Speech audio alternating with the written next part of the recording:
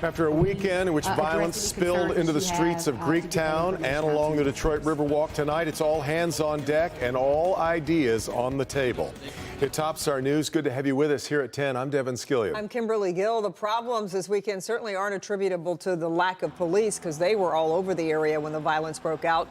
So now city leaders, community groups, and police are looking at a variety of measures. A new one floated tonight to make Greektown, the Riverwalk, and Hart Plaza gun-free zones. Mara McDonald live in Greektown tonight. There is talk of changing up traffic patterns there, too.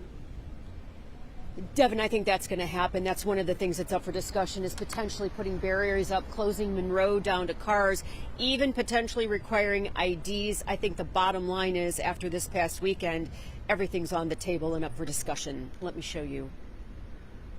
It was overwhelming. 6 different shootings, 5 in Greektown alone, some with adults in the mix, some with young teens, including one which killed a longtime Greektown security officer.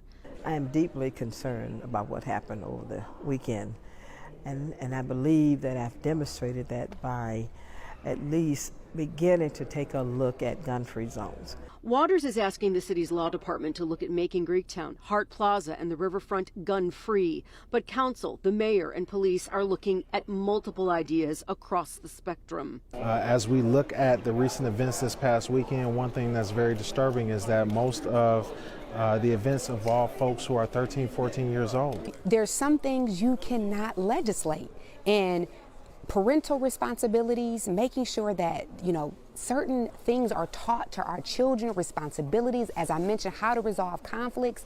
Those are things that are supposed to happen in the household. Offering up more opportunities for youth this summer is top of the agenda. The police department and Greektown leadership are meeting this week to look at possibly changing up traffic through here and setting up barriers. But there was a strong police presence in the area this past weekend. It didn't seem to matter.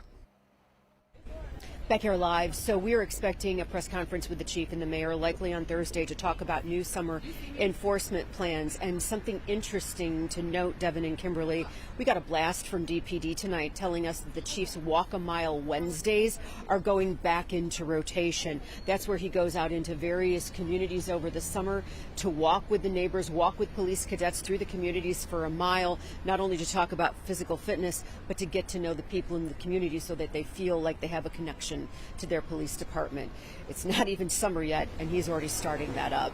We're live in Greektown tonight. I'm Mara McDonald, Local 4. Yeah, all hands on deck for sure. All right, Mara, thank you.